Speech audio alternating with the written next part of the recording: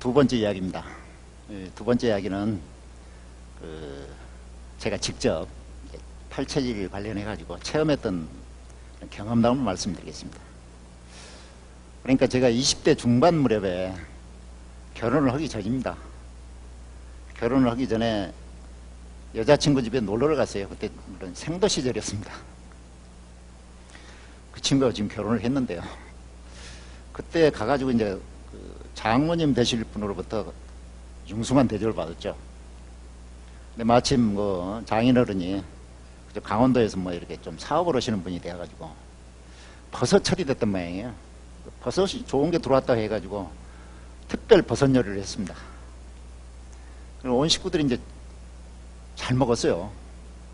잘 먹었는데 저만 한 30분 지나가니까 그냥 막 토사광난이 일어난 거예요. 그래가지고 병원에 실려갔습니다. 병원에 실려가지고 하룻밤 자다 나왔어요. 다음날은 말끔했죠. 그렇게 지내다가 한 이제 10년 정도 지내다가 30대 중반 정도에 또 한 번 일이 터졌습니다. 그날도 이제 이삿짐 정리를 이제 끝내놓고 대구 쪽 사령부에서 근무하던 시절인데요. 와이프가 고생했다고 이제 전복죽을 끓여줬어요. 근데 전복죽을 끓여줬는데 거기에 버섯을 넣었던 모양입니다. 근데 그날도 저만 그냥 갑자기 쓰러져가지고 죽겠어요. 야, 이렇게 되다 보면 내가 죽을 수도 있겠다. 그런 생각이 들더라고요. 그래 부랴부랴 이제 그때 군대에 근무할 무렵이니까 와이프가 정신이 없으니까 이제 일단 부대로 보고를 했더니 앰뷸런스가 나왔어요. 그래가지고 그때도 이상 없이 실려갔습니다. 실려가가지고 하루 종일 잤습니다. 잤는데 다른 조치사항은 없고 링겔 주사 한 대 맞고 이렇게 좀 있으면 그냥 지나가더라고요. 나는 왜 버섯만 먹으면 나는 이렇게 죽을 지경을 당하는가. 그것도 평상시에는 괜찮은데 조금 컨디션이 나쁘고 이럴 때는 버섯이 딱 이거에 문제를 일으키는 것 같습니다. 또한 저는 또 생각해보면 생도 시절부터 몸이 좀 약했어요. 그래가지고 근육도 좀 키워야 되는데 살도 없고 잘 안 돼요. 그래서 항상 이 몸집에 대해서 컴플렉스를 가지고 있었습니다. 그래서 기회만 되면은 보신탕을 먹었어요. 많이 먹을 때는 일주일에 한 10번 정도까지 먹습니다. 물론 점심 때 먹고 또 저녁에는 전골로 해서 그래 먹는데 그때는 또 소주를 같이 먹게 되잖아요. 그러면은 이게 그 당시는 좋더라고요. 얼굴도 좀 기름기도 잘잘 흐르는 것 같고 몸이 좀 좋아지는 것 같고요. 그래서 상당히 즐겨를 했는데 제가 한 40대 중반 되니까 고질병이 생겼어요. 그게 뭐냐니까 가려움증이 막 생기는 거예요. 닭살이 막 돋고. 그래가지고 이게 닭살이 돋으면은 이제 항히스타민제라고 약국에 가서 사 먹어요. 그러면은 나달로 안 팔잖아요. 한 병씩 줘. 근데 그 중에서 한 2알 정도 먹으면 딱 가라앉아요. 그렇게 지내는데 점점 시간이 가면 갈수록 찾아오는 주기가 짧아집니다. 아주 미칠 지경이에요. 잠도 못 자요. 그냥 극리라고. 그러다가 제가 이제 최근에 팔체질을 공부하게 돼가지고 공부해보니까 제 체질은 개고기를 먹으면 안 되는 체질이더라고요. 특히 사우나 가가지고 땀을 빼면 안 되는 체질이었어요. 그래서 제가 개고기를 끊었죠.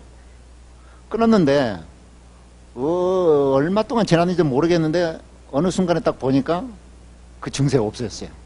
감쪽같이 없어졌어요. 야, 그래서 이게 정말 체질의학이 이게 좋구나, 좋은 거구나, 꼭 반드시 알아야 되겠다. 꼭 다시 한번 생각을 했었죠. 네, 여러분 지금 팔체질 의학에 대해 좀 알고 계시잖아요. 어느 정도 알고 계시죠? 정상적인 의학으로 안 풀리는 것들이 많이 이 팔체질 의학에서는 풀립니다. 가령 예를 들면은 금리를 안 했는데 어떻게 이빨 치료를 하다가 금리를 하게 됐어요. 근데 갑자기 막 두통이 오고 그래요. 막 턱관절도 막 변형이 되고 컨디션도 안 좋고 정신을 못 차릴 지경이 되는 그런 수도 있잖아요. 그 실례도 있습니다. 우리 그 국가 뭐 올림픽 탁구 대표 선수된 양 뭐 여자 선수 그분이 이 금리를 했는데 갑자기 그 무슨 훈련이죠? 그 집체 훈련이 아니고 그런 훈련에 참가를 못 할 정도로 몸 상태가 안 좋아졌습니다. 양방병원에서 아무리 원인을 찾아봐도 원인이 안 나왔어요. 그때 당시에 이제 권도원 선생님한테 어떻게 찾아가가지고 이걸 알게 돼가지고 금리를 뺐습니다. 금리를 뺐더니 금방 원래 컨디션이 돌아왔대요. 포도당 그 주사 있잖아요. 링게르. 이걸 맞으면 다 좋아야 되는데 어떤 사람은 죽기까지도 합니다. 그리고 요즘 저 병원에서 많이 이제 개선이 됐다고 그래요. 막 그 농도도 좀 변하고 많은 것도 개선이 됐는데 어떻든 간에 이런 것들 밝혀지지 않았습니다. 근데 나중에 알고 보니까 체질의 문제였어요. 여러분 잘 알다시피 그 도올 김용국 박사의 아버님이 그런 케이스였다고 합니다. 포도당 링게르 주사를 잘못 맞아가지고 숨이 멈추기까지 했어요. 근데 권돈 선생님이 그걸 알고 이제 가가지고 맥을 짚어보니까 맥이 살아있었다고 합니다.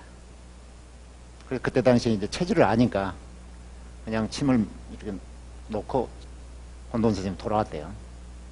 그런데 조금 있다가 그 사모님이 들어가가지고 봤더니 살아났다는 거예요.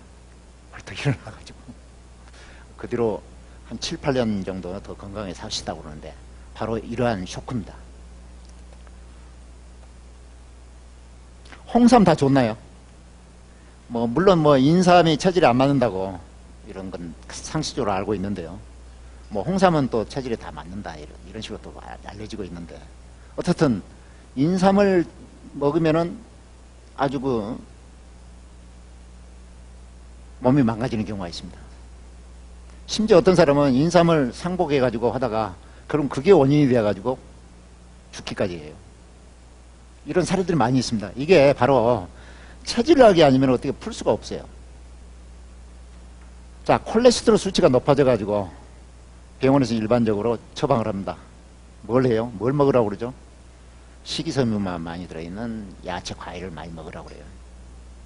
근데 어떤 사람은 그걸 먹고 오히려 콜레스테롤 수치가 더 높아져요.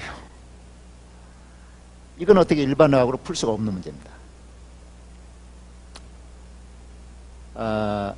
1년 전인가 다시 우리 동기생한테 문제가 왔습니다. 그 친구의 그 증상은 나중에 판별이 됐는데 보니까 중증 근무력증이에요. 그러니까 이건 뭐 이런 안 근육부터 이렇게 힘이 없어지면서 문제가 오다가 전신의 힘이 다 빠지는 겁니다. 그 다음에 이제 연하장애, 그러니까 음식물을 잘 삼킬 수가 없을 정도로 와요. 그 다음에 호흡 장애까지 옵니다. 그러니까 모든 근육이 힘이 빠지고 마비가 되는 거죠. 그럼 결국 이게 죽게 되는데 우리 동생한테 바로 이런 문제가 왔습니다. 이 중증 근무력 이런 증세는 딱 팔체질에서 금음체질의 독점병이거든요. 아마 틀림없이 그 친구는 저하고 같은 금음체질입니다. 고기를 먹으면 안 되는 체질이었는데 아마 지금까지 자기의 체력만 믿고 먹었던 것 같습니다. 공부를 해보니까 그런 원리가 있더라고요. 고기를 안 먹어야 될 사람이 몸에서는 고기를 찾게 됩니다. 그게 바로 자궁부의 구조의 그 특성인데요. 이와 같이 팔체질 의학의 모든 현재 풀리지 않는 그런 의문점을 일부 해소시켜주는 그런 역할을 할 수 있습니다. 그런 팔체질 의학은 자랑스럽게도 110년 전에 우리 이재마 선생님이 창시하신 사상체질을 바탕으로 해가지고 현대적으로 발전시킨 그러한 체질을 가집니다. 우리 모두 이 팔체질 좀 공부를 하셔가지고 우리 건강 관리를 하는데 잘 활용을 했으면 좋겠습니다.